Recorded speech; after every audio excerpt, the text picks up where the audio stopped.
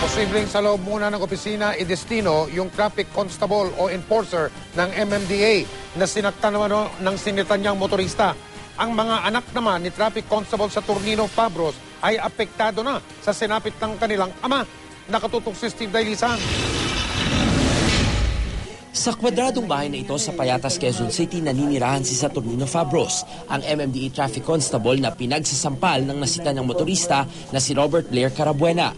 2010 pa nang mabiyudo si Saturnino matapos mamatay ang misis sa sakit na pneumonia, kaya mag-isa niyang itinataguyod ang 6 na anak na babae.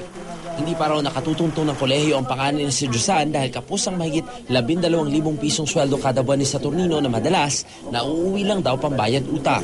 Ako lang po kasi ang umano sa kanila, nagtataguyod. Hanggang ngayon, hindi pa rin daw matanggap ng mga anak ni Saturnino ang ginawa sa kanilang ama. Paulit-ulit daw kasi nilang naaalala ang ginawang pangahamak at pananakit ni Carabuena nung Sabado ng hapon sa may tandang Sora, Quezon City. Huwag ka na magtago, parang lumabas ka, harapin niya na yung kasalanan niya sa papa ko. Pinagpahinga muna ni MMDA Chairman Attorney Francis Tolentino si Fabros sa trabaho. Posibleng sa loob ng opisina raw muna siya idestino. Pero may mensahe si Saturnino sa mga kapwa na constable na madalas biktima ng pagmumura at pananakit ng ilang motorista. Mga kasamahan ko ng mga MMDA kung mga ganitong pangyayari po, sana po gawin nyo yung trabaho nyo, kung ano po yung trabaho na binigay sa atin, gawin natin.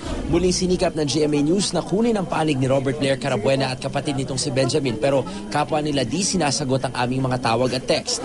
Pinoproseso na ng LTO ang kanselasyon ng kanilang lisensya. Sa isang pahayag, sinabi naman ng Philip Morris Fortune Tobacco Corporation kung saan recruitment supervisor si Carabuena na sinuspindi na nila sa trabaho si Carabuena habang nagpapatuloy ang investigasyon. Hindi raw nila kinukonsinti ang maling asal ng sinuman sa kanilang empleyado. Steve Dailisa, Nakatuto, 24 Oras.